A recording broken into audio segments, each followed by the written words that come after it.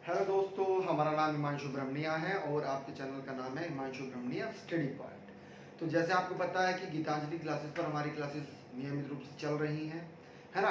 तो आप जुड़ने के लिए गूगल प्ले स्टोर से गीतांजलि एप्लीकेशन को डाउनलोड कर सकते हैं और जितने भी विद्यार्थी देख रहे हैं वह सब का कार्य यह है कि वह सबको अवगत करा दें कि हमारी नियमित क्लासेस किस पर चल रही है, गीतांजलि क्लासेस एप्लीकेशन पर चल रही हैं। वहां पर मैथ और रीजनिंग की क्लास भी होती है और इंग्लिश की क्लास भी होती है ना।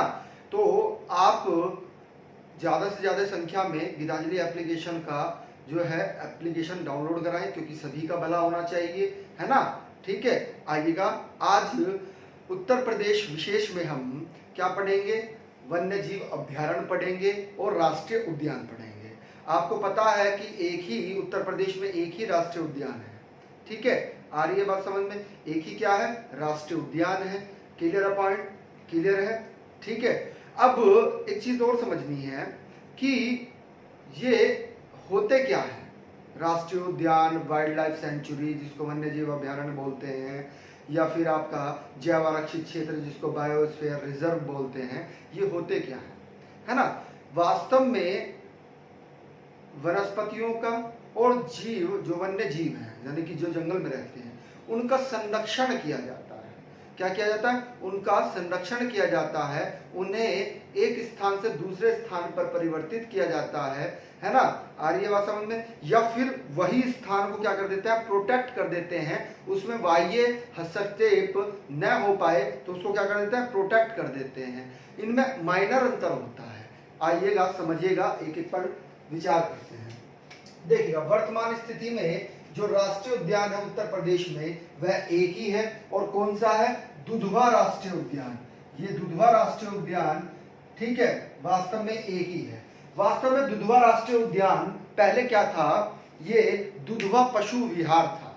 क्या था, दुधवा पशु विहार 1968 में क्या था, ये 1968 में दुधवा पशु विहार था। लेकिन होता क्या है वास्तव में, बिल्कुल ध्यान समझना है, होता क्या है, बहुत इंपॉर्टेंट फैक्ट है कि 1977 में इसे नेशनल पार्क बना दिया गया, अर्थात राष्ट्रीय उद्यान बना दिया गया।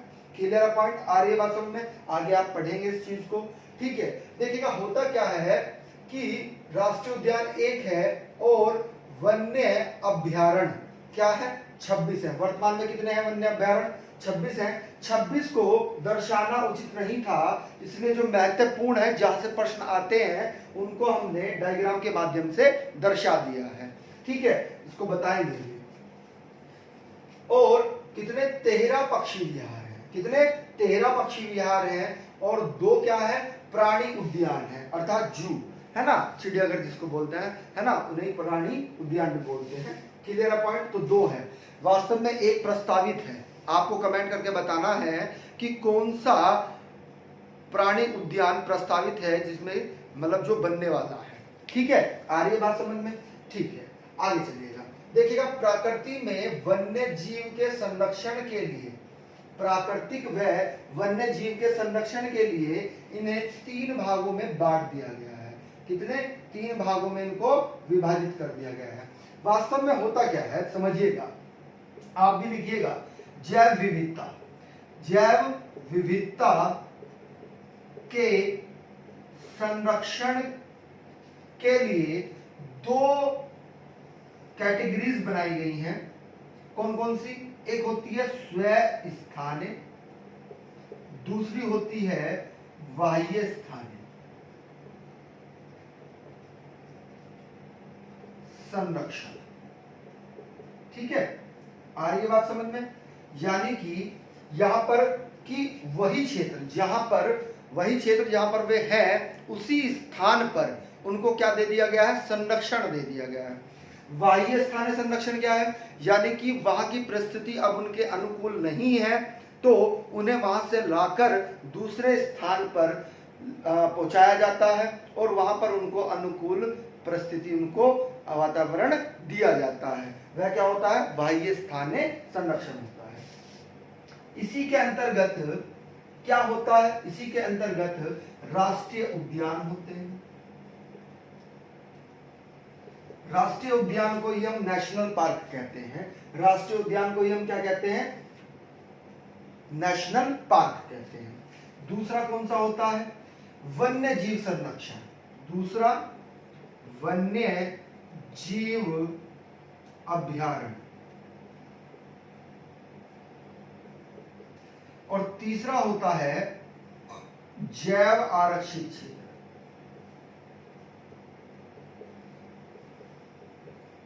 क्लियर है पॉइंट, बात समझ में आ रही है। इसमें क्या आते हैं बाह्य स्थाने में, बाह्य स्थाने में आपका वनस्पति उद्यान, आपका जंतु उद्यान, और इसी में ही क्या आते हैं चिड़िया। क्लियर है पॉइंट, बात समझ में आ रही है। एक मिनट होल्ड करिएगा।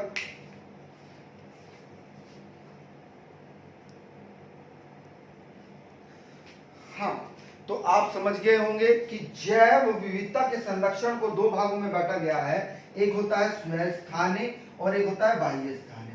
स्वस्थाने वह है कि वहीं पर जहां पर वह प्रजातियां हैं, चाहे जंतु हैं चाहे वनस्पति हैं, है ना, आ रही है बात समझ में, उनको वहीं पर क्या कर दिया गया है, प्रोटेक्शन दे दिया गया है, संरक्षण दे दिया गया है, कोई बाह्य हस्तक्षेप उसमें नहीं हो सकता है।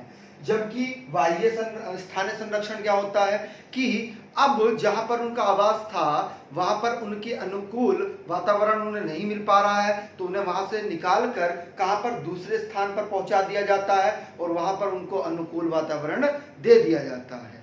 क्लियर है पॉइंट, आ रही है बात समझ में। तो इसी में क्या आते हैं राष्ट्रीय उद्यान आते हैं जिसको हम नेशनल पार्क कहते हैं, इसी में क्या आते हैं वन्य जीव अभ्यारण्य, इसको वाइल्ड लाइफ सेंचुरी कहते हैं, इसी में क्या आता है जैव आरक्षित क्षेत्र आता है, या देखिएगा इसे जैव आरक्षित क्षेत्र भी बोलते हैं और जीव मंडलीय आरक्षित क्षेत्र भी बोलते हैं। जैव आरक्षित क्षेत्र या जैव मंडलीय आरक्षित क्षेत्र या जीव मंडलीय आरक्षित क्षेत्र बोलते हैं। क्लियर है पॉइंट, बात समझ में आ रही है। तो वास्तव में अब बिल्कुल ध्यान समझने वाली बात क्या है, ये है कि ये बनाए क्यों गए, है ना। तो देखिएगा होता क्या है कि आपको पता ही है कि जानवरों को मारा जाता है ना। जानवरों को अपने व्यापार के लिए यानी कि अपने स्वार्थ के लिए मनुष्य क्या करता है, उन्हें मारता है और उनके शरीर के जो अंग होते हैं, है ना, उनको बेचता है, व्यापार करता है, या उनकी खाल, जैसे शेर की खाल का व्यापार होता है ना। आ रही है बात समझ में। गैंडे के सिंग का व्यापार होता है, हाथी के दांत का व्यापार होता है, हिरण की कस्तूरी का व्यापार होता है। तो उस व्यापार को रोकने के लिए, आ रही है बात समझे, और उनकी सुरक्षा करने के लिए यह चलाए गए थे, है ना, ये चलाए गए थे। यानी कि ये प्रश्न आपसे बहुत बार पूछा गया है, इंपॉर्टेंट है कि वन्य जीव का अवैध व्यापार करने व उनको सुरक्षा के लिए सबसे पहले जो प्रयास किया गया या संगठित प्रयास किया गया वह 1972 में किया गया। कहां पर किया गया, 1972 में किया गया। कि मेरा पॉइंट बात समझ में आ रही है। वन्य जीव संरक्षण अधिनियम कब पारित हुआ था, यह प्रश्न दोबारा घुमाकर ऐसे पूछा जा सकता है कि वन्य जीव संरक्षण अधिनियम कब पारित हुआ था, तो 1972 में। वास्तव में जो सबसे बड़े क्षेत्र होते हैं वे क्या होते हैं, राष्ट्रीय पार्क अर्थात राष्ट्रीय उद्यान अर्थात नेशनल पार्क होते हैं। क्लियर है पॉइंट। और जो सबसे छोटे स्थान होते हैं वह कौन से होते हैं, वन्य जीव अभ्यारण्य होते हैं। क्या होते हैं, वन्य जीव अभ्यारण्य होते हैं। अब जब 1972 में ये अधिनियम आया यानी कि वन्य जीव संरक्षण अधिनियम आया, तो इसी के तहत क्या किया गया, इसी के तहत एक प्लान बनाया गया जिसका नाम क्या था, national wild life action plan. ये कब आता है, ये 1983 में आता है। कब आता है, 1983 में। इसमें क्या किया गया, वास्तव में पूरी जैव विविधता का संरक्षण की बात की गई, है ना। इसका मेन उद्देश्य क्या था, पूरी जैव विविधता का संरक्षण इसमें किया गया, है ना। जैव विविधता हम वाइल्ड मतलब ब्रॉड स्तर पर आपको जब एनवायरनमेंट पढ़ाएंगे तब बताएंगे आपको कि जैव विविधता होती क्या है ना। यानी कि जीव जो है उनकी अलग अलग प्रजाति, उसमें वनस्पति भी आ जाएंगी और जंतु भी आ जाएंगे, है ना। चलिएगा अगला फैक्ट देखिएगा, पहला जैव मंडलीय आरक्षित क्षेत्र कहां पर बना था? तो नीलगिरी में बना था, यानी कि तमिलनाडु वाले क्षेत्र में बना था। नीलगिरी पर्वतीय घाट है ना, नीलगिरी पर्वतीय घाट 3 राज्यों में विस्तृत है, केरल, कर्नाटक और तमिलनाडु, है ना। तो तमिलनाडु में नीलगिरी क्षेत्र सबसे पहला क्या बना था? जैव मंडलीय आरक्षित क्षेत्र बना था। दूसरा नंदा देवी और तीसरा सुंदरवन डेल्टा। सुंदरवन डेल्टा है विश्व का सबसे बड़ा डेल्टा, ब्रह्मपुत्र और गंगा नदी का जो डेल्टा है, जिसका ज्यादा क्षेत्रफल बांग्लादेश में है और थोड़ा क्षेत्र कहां पर है? भारत में है ना, पश्चिम बंगाल वाला क्षेत्र जो है ना। क्लियर है पॉइंट? तो वहां ये तीसरा था आपका। अगला फैक्ट कि दुधवा नेशनल पार्क कब बना? तो दुधवा नेशनल पार्क थोड़ी देर पहले ही हमने बताया कि 1977 में बना, यानी कि इससे पहले इसका नाम क्या था? दुधवा पशु विहार था। ये वास्तव में क्या था? पशु विहार था 1968 में। लेकिन दुधवा नेशनल पार्क कब घोषित किया जाता है? 1977 में घोषित किया जाता है। और इसी के तहत वास्तव में 1987 में टाइगर रिजर्व भी इसको घोषित कर दिया जाता है। टाइगर रिजर्व कोई अलग नहीं होते हैं, है ना। वन्य जीव अभ्यारण्य जो होते हैं या फिर जो आपके राष्ट्रीय उद्यान होते हैं, उन्हीं में क्या होते हैं? टाइगर रिजर्व होते हैं, है ना। टाइगर को संरक्षण दिया जाता है उन्हीं क्षेत्रों में, है ना।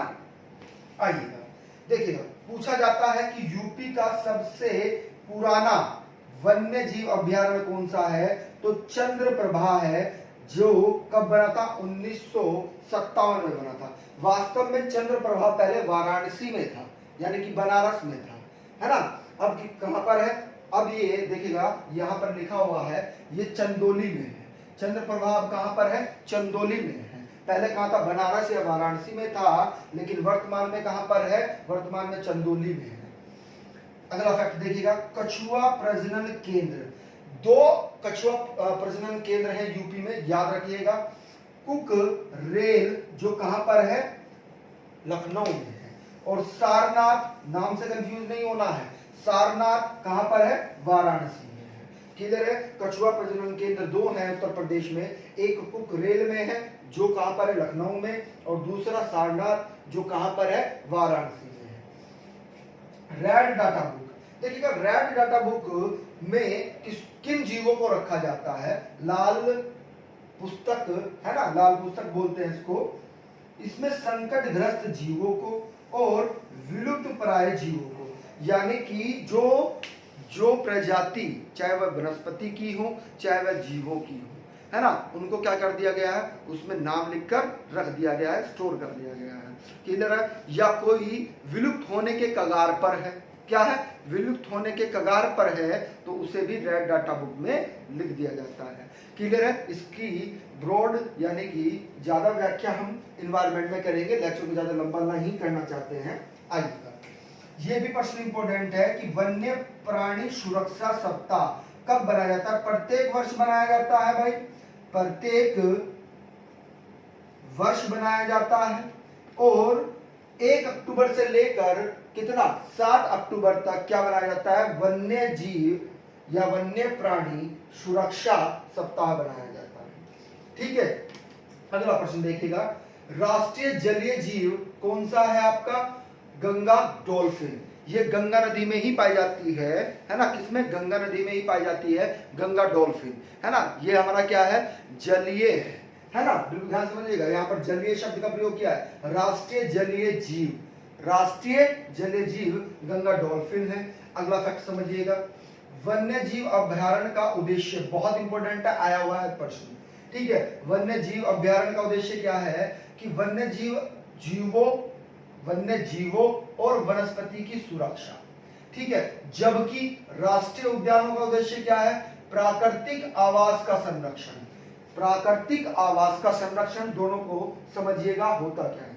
देखिएगा, वन्य जीव अभ्यारण्य में क्या है कि जो जनजातीय लोग हैं, है ना, जो जनजातीय लोग हैं जो वन में ही रहते हैं, है ना, तो उन्हें लकड़ी यानी कि ईंधन लेने का अधिकार है, लेकिन काट नहीं सकते हैं, समझिएगा। यानी कि कोई चीजें गिरी हुई है ना, तो उन पे चरवाहा कर सकते हैं, अपने पशुचालन कर सकते हैं। क्लियर है पॉइंट? लेकिन लकड़ी को काट नहीं सकते हैं। कोई टूटी हुई पड़ी है तो ईंधन के रूप में उसका प्रयोग वह कर सकते हैं। यहाँ आ रही है बात समझ में? वो वन्य जीव अभ्यारण्य है।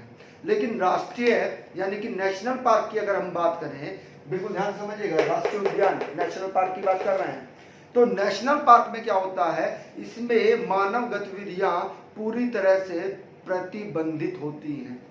यानी कि वहां पर आप ना चरवाहा कर सकते, पशु का चरवाहा नहीं कर सकते हैं, साथ में लकड़ी नहीं काट सकते हैं, ईंधन के लिए भी आप ईंधन के लिए लकड़ी का भी प्रयोग वहां से नहीं कर सकते हैं। क्लियर है पॉइंट, आ रही है बात समझ में? तो ये मेजर अंतर है, ध्यान रखिएगा। हाँ, आपको परमिशन लेना पड़ेगा किससे, राज्यपाल से या फिर डीएम से, है ना, तब जाके आप वहां पर क्या करेंगे, आप जाकर वहां पर जो पेड़ पौधे लगे हुए हैं तो उनके रिसर्च के लिए सिर्फ वैज्ञानिक जा सकते हैं। बात समझ में आ रही है? इसे ब्रॉड स्तर पे कोर, है ना, इसका ये अंदर कोर होता है, क्षेत्र होता है, इन्हें क्षेत्रों में बांटा जाता है ना। नेक्स्ट वीडियो जो रहेगी हमारी भारतीय भूगोल में, उसमें हम आपको पूरा अच्छी तरीके से इन्वायरमेंट के बारे में बताएंगे, इन्वायरमेंट में भी पढ़ाएंगे, है ना, पर्यावरण में भी पढ़ाएंगे। आइएगा अगला, मयूर संरक्षण केंद्र, यानी कि मोरों के संरक्षण के लिए एक केंद्र बनाया गया है जिसका नाम क्या है, मयूर संरक्षण केंद्र है, जो कहां पर है, वृंदावन अर्थात मथुरा में है। जिला पूछेगा तो मथुरा और शहर पूछेगा तो वृंदावन। बहुत इंपॉर्टेंट, देखिएगा अभी हमने थोड़ी देर पहले बताया था आपको कि 2 प्राणी उद्यान है हमारे, तो उनके नाम है, बिल्कुल ध्यान से समझना है। नवाब वाजिद अली शाह प्राणी उद्यान, ये जूलॉजिकल गार्डन भी है, कहां पर, लखनऊ में। बहुत ही इंपॉर्टेंट है, कई बार पूछा गया है। शहीद अशफाक उल्लाह खां प्राणी उद्यान कहां पर है, गोरखपुर में है। कहां पर है, गोरखपुर में है। आइएगा एक बार चर्चा कर लेते हैं पूरे अवस्थिति एवं विस्तार पर, है ना, कौन कौन सा कहां पर स्थित है। चलिएगा देखिएगा, दुधवा राष्ट्रीय उद्यान जो एक ही है उत्तर प्रदेश में, ठीक है, तो 2 जिलों में विस्तृत है, पीलीभीत और लखीमपुर खीरी में। पॉइंट क्लियर है, आ रही बात समझ में? दुधवा राष्ट्रीय उद्यान कहां पर है, पीलीभीत और लखीमपुर खीरी में है, 2 जिलों में विस्तृत है।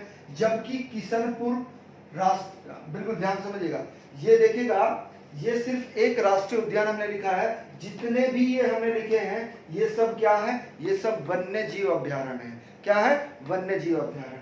तो किशनपुर वन्य जीव अभ्यारण्य कहां पर है, लखीमपुर खीरी में है। जबकि कतरनिया घाट कहां पर है, बहराइच में है। कहां पर है, बहराइच में है। जबकि सुलेहवा कहां पर है, 2 जिलों में है, श्रावस्ती में और बलरामपुर में, यानी कि 2 जिलों में विस्तृत है, श्रीवस्ती में और कहां पर, बलरामपुर में, सुलेहवा। अगला है सोहागी वरवा, सोहागी वरवा कहां पर है, महाराजगंज में है। कहां पर, महाराजगंज में। यह प्रश्न ऐसे भी पूछा जाता है, बिल्कुल ध्यान सुनना है, कि नेपाल से मिला हुआ वन्य जीव अभ्यारण्य कौन सा है, तो नेपाल से मिला हुआ वन्य जीव अभ्यारण्य सुहागी वरवा वन्य जीव अभ्यारण्य है। या फिर ऐसा पूछ सकता है कि महाराजगंज की सीमा किससे लगती है, तो महाराजगंज की सीमा नेपाल से लगती है। अगला है पार्वती अरंगा, पार्वती अरंगा वन्य जीव अभ्यारण्य, ये कहां पर है, ये गोंडा में है। कहां पर है, गोंडा में है। क्लियर पॉइंट, आ रही है बात समझ में? अगला है डॉक्टर भीमराव अंबेडकर वन्य जीव अभ्यारण्य, ये कहां पर है, कुंडा में है। कहां पर, कुंडा में है। बहुत इंपॉर्टेंट है, ये भी पूछा जाता है। Clear point.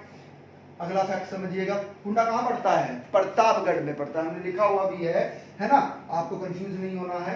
कहां पर है, अगर जिला पूछेगा तो प्रतापगढ़, और अगर स्थान पूछेगा तो कुंडा। देखिएगा चंद्रप्रभा, आपने भी थोड़ी देर पहले पढ़ा कि सबसे पुराना, यहाँ पर लिखा हुआ है सबसे पुराना वन्य जीव अभ्यारण्य कौन सा है, चंद्रप्रभा है, जो कहां पर है, चंदौली में है। कहां पर है, चंदौली में है। इससे पहले ये कहां था, बनारस अर्थात वाराणसी में था, लेकिन अब कहां पर है, चंदौली में है।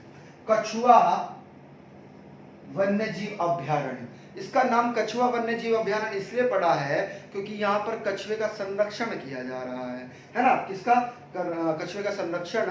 वास्तव में आप प्रयागराज गए होंगे, है ना, सॉरी वाराणसी गए होंगे, तो वाराणसी में जो गंगा बहती है, गंगा पार करने के बाद 2 या 3 किलोमीटर दूर है ना, तो वहां पर क्या है, कछुआ वन्य जीव अभ्यारण्य है। क्लियर है पॉइंट, कहां पर, वाराणसी में। अगला देखिएगा, कैमूर वन्य जीव अभ्यारण्य। वास्तव में आपको पता है कि जो आपकी कौन सी, बहुत इंपॉर्टेंट है, बहुत इंपॉर्टेंट, कैमूर पहाड़ी, राजपीपला महादेव, मैकाल, याद आ रही है कुछ, विंध्याचल की भंडारे, कैमूर, विंध्याचल की सबसे पूर्वी पर्वत श्रेणी जो है वह कैमूर है। और कहां तक चली गई है, मिर्जापुर और सोनभद्र तक चली गई है। तो उसी के नाम पर, किसके, कैमूर श्रेणी के नाम पर ही इसका नाम क्या रखा गया है, कैमूर वन्य जीव अभ्यारण्य रखा गया है। और ये मिर्जापुर और सोनभद्र में है। किसमें, मिर्जापुर और सोनभद्र में है। पॉइंट क्लियर है, 2 जिलों में है। अगला देखिएगा, बहुत इंपॉर्टेंट है, विजय सागर कहां पर है, महुआ में। विजय सागर वन्य जीव अभ्यारण्य कहां पर है, महुआ में है। क्लियर है पॉइंट, आ रही है बात समझ में। फिर रानीपुर, रानीपुर बहुत ही इंपॉर्टेंट है, रानीपुर भी। पहले ये बांदा जिले में था, कहां पर, बांदा जिले में था, लेकिन अब वर्तमान में कहां पर है, चित्रकूट में है। कहां पर है, चित्रकूट में है। बहुत ही इंपॉर्टेंट है ये, बहुत इंपॉर्टेंट है, क्यों, क्योंकि ये सबसे छोटा वन्य जीव अभ्यारण्य है उत्तर प्रदेश का, है ना। बात समझ में आ रही है। कौन सा, महावीर स्वामी, जो कहां पर है, ललितपुर में है। कहां पर है, ललितपुर में है। ये सबसे छोटा वन्य जीव अभ्यारण्य है। अगला, राष्ट्रीय चंबल वन्य जीव अभ्यारण्य, यानी कि जो चंबल नदी बहती है, जो यमुना की सहायक नदी है, उसके आसपास का जो क्षेत्र है ना, उसके जो आसपास का क्षेत्र है, वास्तव में आगरा, इटावा, औरैया तक के क्षेत्र में ये राष्ट्रीय चंबल वन्य जीव अभ्यारण्य फैला हुआ है। क्लियर है पॉइंट, आ रही है बात समझ में, ठीक है। अगला है हस्तिनापुर।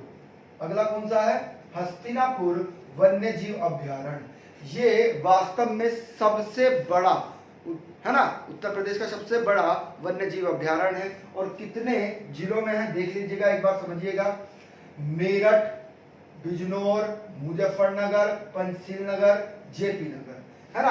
आ रही है बात समझ में। वास्तव में यहाँ पर आपको कंफ्यूज करने के लिए वह हापुड़ भी दे सकता है, क्योंकि मेरठ से अलग हुआ था क्या, हापुड़ अलग हुआ था बुलंदशहर से, है ना। आ रही है बात समझ में, क्लियर पॉइंट। तो ये सबसे बड़ा क्या है, वन्य जीव अभ्यारण्य है। देखिएगा, अगर आपको लेक्चर अच्छा लगा हो तो इसे आप लाइक और कमेंट करके हमें बताइएगा कि आपको लेक्चर कैसा लगा। और जो नए व्यूअर्स हैं, जो हमारे चैनल को जिन्होंने सब्सक्राइब नहीं किया है, तो वो हमारे चैनल को सब्सक्राइब कर ले और बेल आइकन ऑन कर ले। और भैया ज़्यादा से ज़्यादा शेयर किया करो, ठीक है। Thank you.